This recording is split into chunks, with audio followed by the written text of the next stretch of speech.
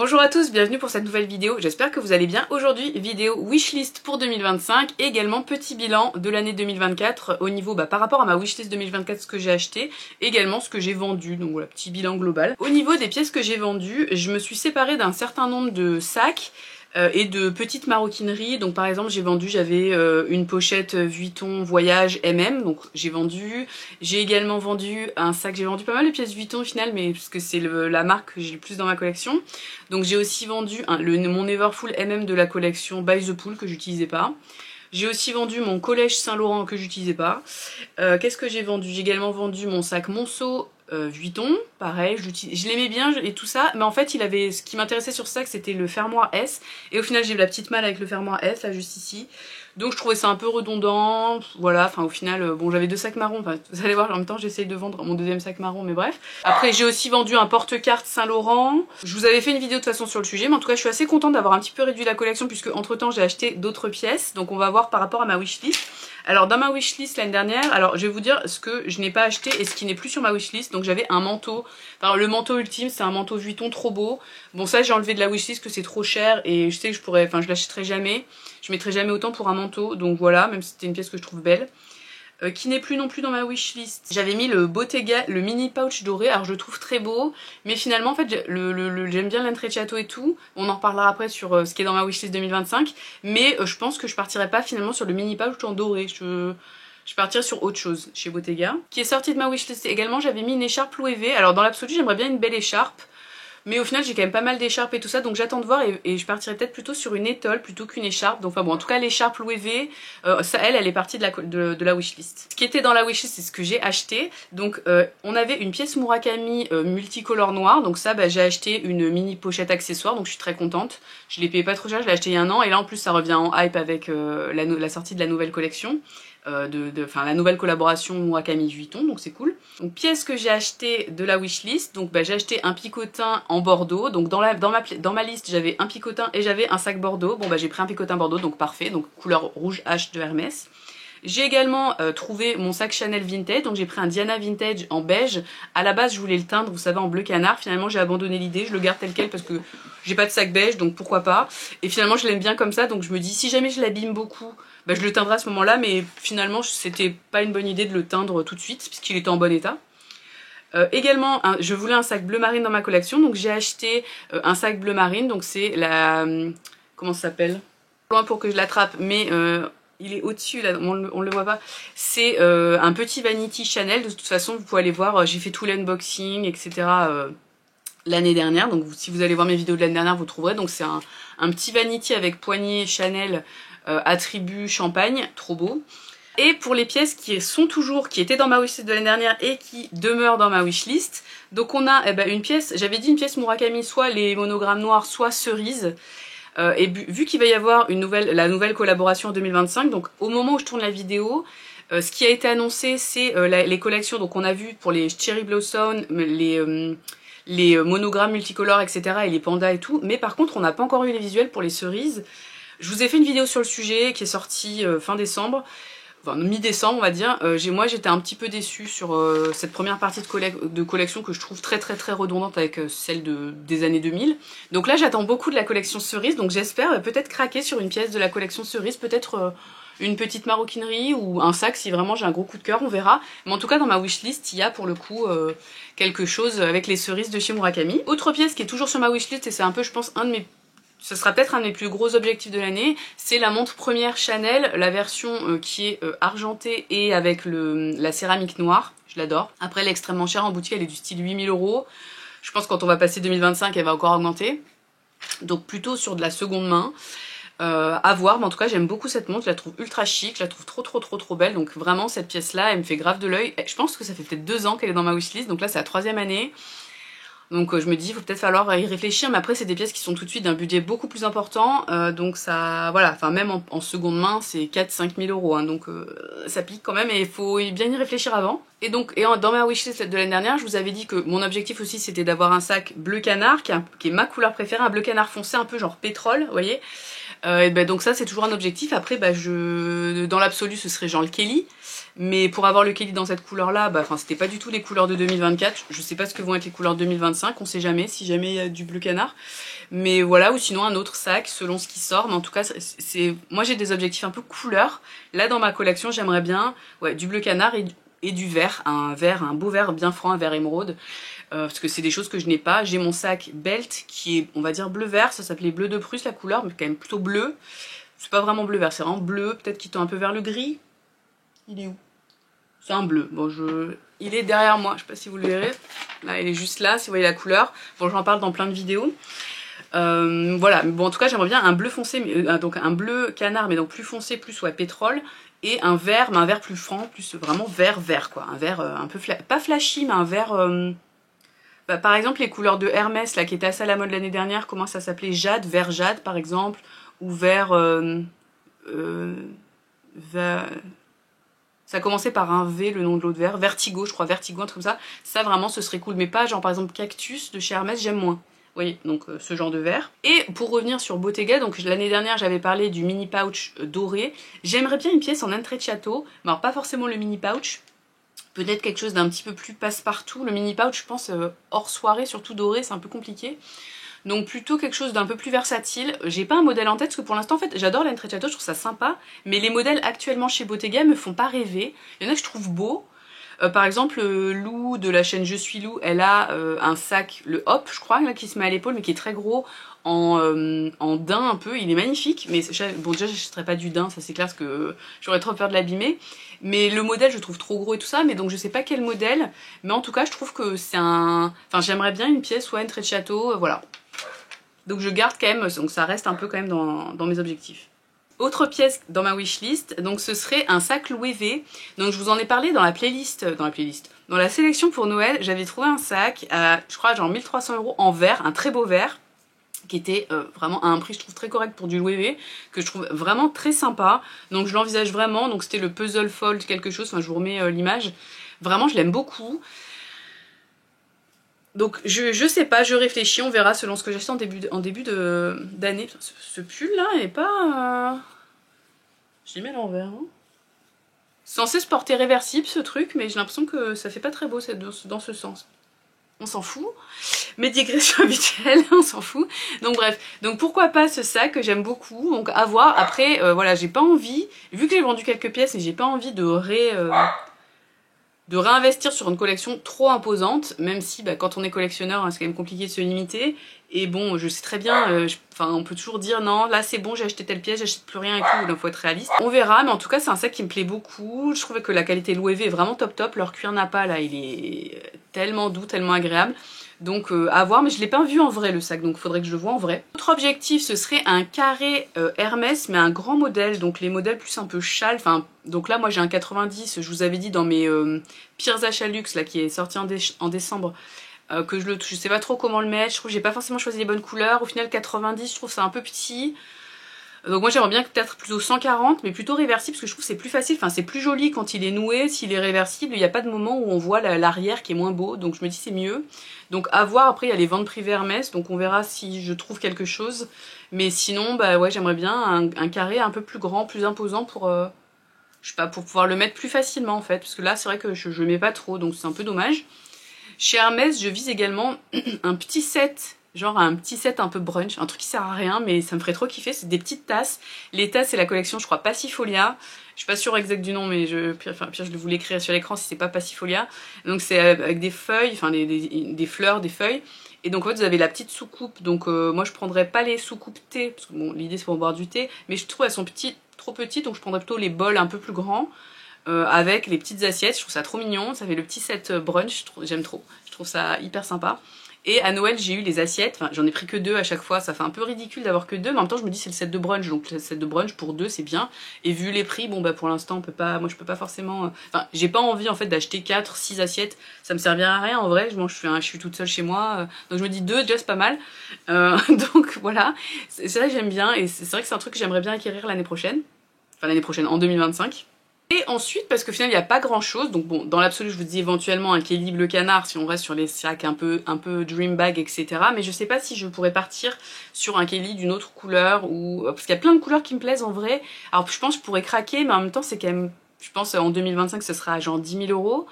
Moi je le voudrais en retourner, peut-être 9 000, enfin je sais pas exactement comment va être l'augmentation de prix.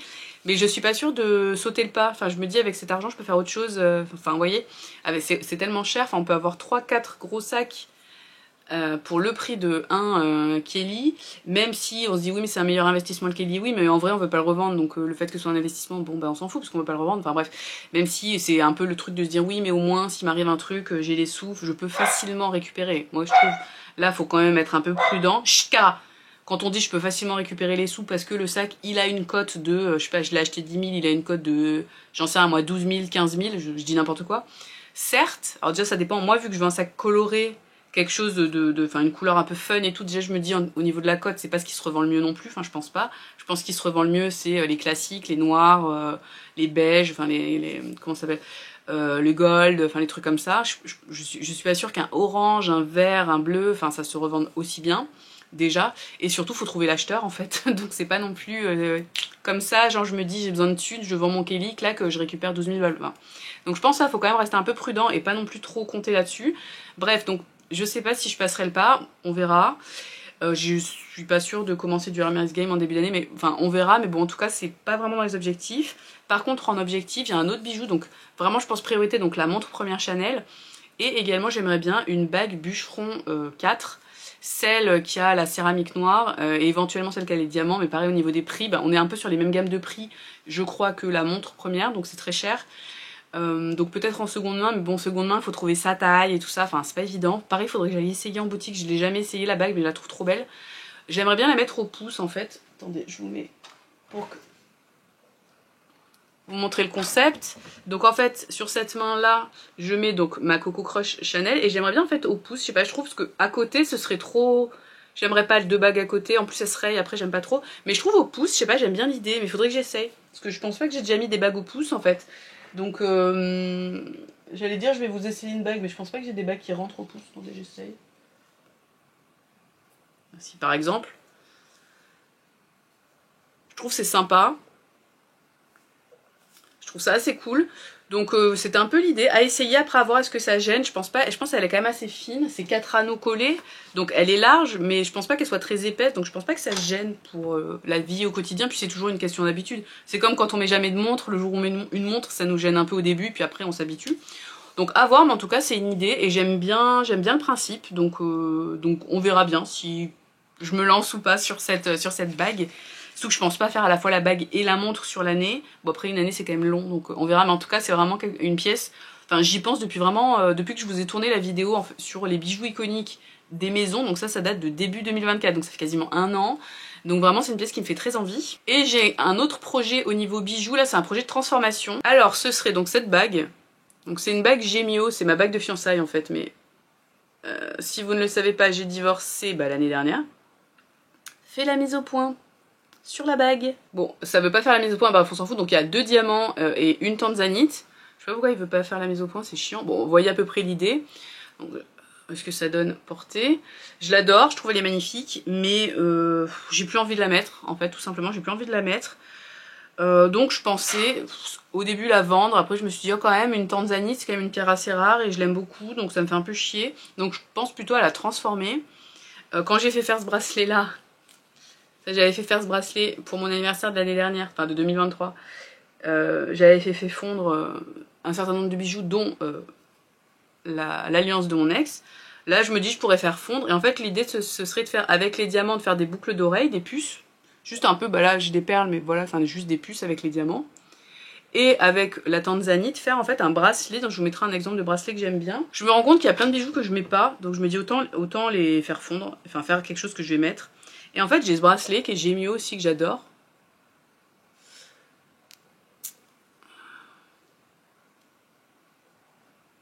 Si on arrive à voir un moment, là.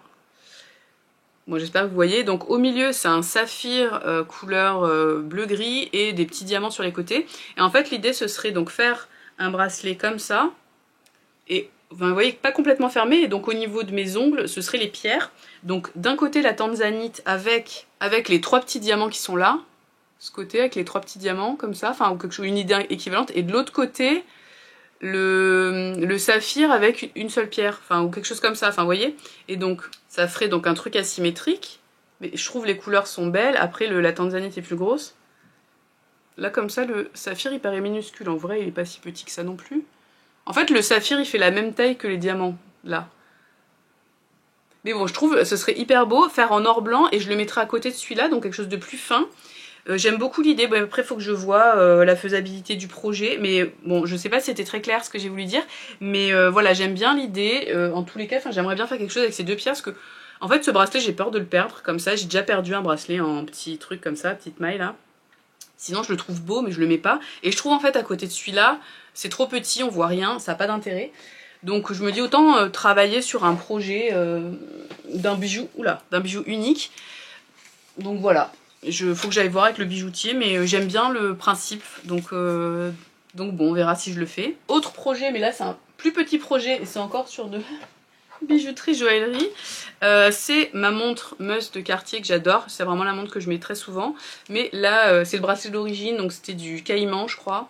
Maintenant, enfin, c'est des espèces protégées, ils font plus des bracelets en cette matière. C'est une montre des années 80 que j'avais trouvé sur Vinted à l'époque.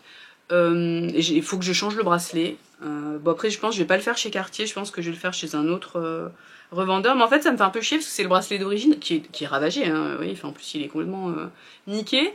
Mais voilà, je l'aimais bien. Mais bon, donc voilà, faut que je change le bracelet. Bon, c'est un projet énorme, mais ça coûte quand même, je pense, bien 200 balles si je veux remettre du cuir exotique et tout. Mais voilà, donc ça fait partie des projets. Globalement, on a fait le tour. Après, je dis pas non si je vois un beau manteau. J'ai enlevé le Vuitton de la wishlist qui était dans la wishlist de l'année dernière parce que c'est un manteau du style à 4-5 000 euros. Donc non, à ce prix-là, je préfère largement avoir une montre ou avoir une bague. Ou un sac, hein, évidemment. Mais vous voyez ce que je veux dire. Pas un manteau en tout cas. Mais si j'ai une bonne occasion, je sais pas. J'avais été au salon du vintage en octobre ou novembre. Octobre, je crois. J'avais regardé les manteaux, il n'y avait rien, c'était une piste, bon on verra. Après j'ai déjà des manteaux hein, clairement, mais bon, si je peux en avoir un autre, on dit pas non. Donc vous voyez au final, wishlist assez ramassée, pas non plus énormément de sacs. On verra après, de toute façon c'est au gré des sorties qu'on craque sur des choses et tout, mais je trouve que cette année j'ai quand même été pas mal, parce que j'ai quand même pas mal respecté ma wishlist et j'ai acheté des choses qui étaient dans la wishlist. Après il n'y a pas, moi j'ai pas, comment dire, il n'y a pas d'obligation morale, enfin moi j'ai pas d'engagement moral avec cette wishlist à acheter que des trucs qui sont dans la liste, mais parce que bon à tout moment on craque sur un truc qui n'a rien à voir. Là on sait pas trop en plus, enfin les nouveautés qui peuvent sortir et tout ça, mais bon en tout cas j'aime bien faire ce genre d'exercice, je trouve que ça permet de cadrer un peu les choses et surtout de faire le bilan par rapport à ce qui était dans la wishlist de l'année dernière, je trouve ça intéressant. Donc voilà, j'avais également fait je m'étais mis des objectifs l'année dernière, donc lire plus par exemple, mieux travailler mon italien parce que je prends des cours d'italien. Alors lire plus on y est parce que j'ai commencé à Cotard cette année, donc là je crois j'ai lu les 3 premiers tomes. J'ai pas trop envie de lire la suite parce que là je trouve la fin elle est bien, à la fin du 3e tome. Donc je temporise mais je vais attaquer bientôt le 4e tome. Par contre me mettre un peu plus à l'italien. Là j'ai attaqué ma 2e année, clairement je sens que je suis un petit peu en perdition et qu'il faut que je m'y mette. J'ai 0 vocabulaire par rapport aux autres gens de ma classe et tout, il faut vraiment que je me motive et que je m'y mette sérieusement, mais j'ai beaucoup de mal. On n'a plus le cerveau de quand on était au collège où c'était facile et tout, là apprendre le vocabulaire, apprendre les conjugaisons, là j'y vais un peu au talent entre guillemets, c'est-à-dire que de ce que j'ai retenu des fois précédentes, un peu à l'arrache, mais il y a un moment ça va coincer et surtout j'ai peur de décrocher par rapport aux autres, donc non. J'ai pas envie de pas progresser, ce serait dommage. Là, on a été à Rome ce week-end avec une copine. Bon, voilà, c'était pas enfin, moi j'étais un peu à la ramasse. Je savais dire 3 phrases. Je peux commander au resto, en gros, et voilà, c'est un peu, ça se limite un peu à ça, donc c'est pas terrible. Mais c'est moi après qui m'investis pas suffisamment. Il faudrait que j'écoute des trucs en italien hors des cours et tout. En fait, là, je me contente des cours, je fais les exercices qu'il y a à faire et basta. Mais bon, je vais avoir un peu plus de transport en 2025 pour aller au travail. Donc l'idée, ce serait de me mettre des podcasts, peut-être pas, parce que quand on connaît pas le vocabulaire et tout, un podcast, ça me paraît un peu contre-productif. Donc plutôt des vidéos, j'ai regardé des vidéos YouTube, des petits tutos, des petits trucs, des petits cours en fait, pour essayer d'apprendre le vocabulaire et surtout un peu d'avoir une immersion dans la langue pour vous savez, les tournures de phrases et tout, les prépositions, enfin pour que ça rentre un peu.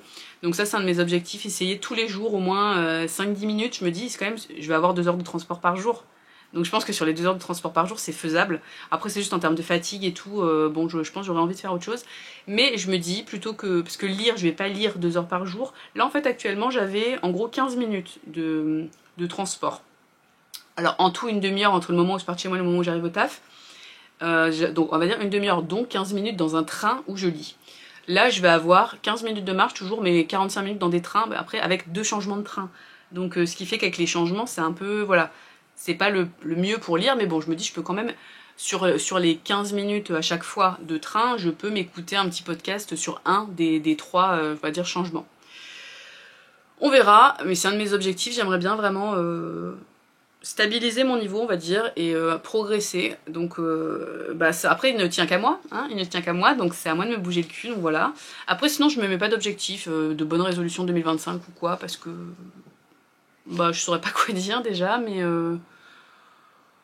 j'avais un peu pareil, je m'étais dit faudrait que j'écrive un peu tous les jours dans mon journal et tout. Clairement je m'y suis un peu tenue, mais après j'ai pas la discipline en fait pour ce genre de truc, donc je le fais pas tous les jours, des fois je le fais. Et en plus ça fait du bien, mais c'est vrai que la flemme en fait, tout simplement, donc voilà. Et sinon, voilà, on verra. De toute façon déjà, faut que je m'habitue à mon nouveau rythme, vu que je change de travail en début d'année, donc nouveau travail, beaucoup plus de transport, moins de télétravail, ça va un peu piquer. Mais bon, on verra, et puis j'ai quand même un gros voyage, puisque je pars au Vietnam en février avec mes parents, donc j'ai un objectif cool. Et j'aimerais bien faire un autre voyage dans l'année, donc pareil, c'est pour ça que le budget luxe aussi, il peut pas non plus être... Enfin, mon budget luxe, ouais, est pas... Enfin, j'ai d'autres loisirs, en fait. Donc, voilà, j'aimerais bien partir au Japon. Peut-être à l'automne, pourquoi pas. Donc, si je fais... Donc, déjà, le Vietnam... Bon, le Vietnam est payé, mais voilà. Mais le Japon, voilà. Puis, si je pars au Japon, ça veut dire un petit budget vintage, éventuellement. Donc, voilà, c'est un voyage qui coûte bien plus cher que Vietnam. Donc, ça veut dire, pas forcément d'achat luxe sur la fin de l'année. Donc on verra, mais en tout cas je privilégie quand même aussi les voyages parce que c'est ce que je préfère, je pense. C'est encore mieux qu'acheter un sac, je crois. Donc voilà, et vous faire un petit vlog. Je pense que des vlogs pour le Vietnam, vous allez en avoir plein. Donc voilà, faire des petits week-ends aussi si je peux. Donc bon, c'est pour ça que sur le luxe, au final, après on se dit, enfin voilà, on peut pas tout faire non plus, le budget n'est pas extensible, donc il faut être un peu raisonnable. Bref, on verra. Donc voilà pour cette vidéo wishlist, j'espère que ça vous a plu, n'hésitez pas à me dire vous ce que vous avez comme objectif pour 2025, que ce soit au niveau de vos achats sacs, luxe, bijoux, mais aussi au niveau personnel, au niveau voyage. Voilà, dites-moi tout en commentaire, et on se retrouve bientôt pour une nouvelle vidéo. Ciao!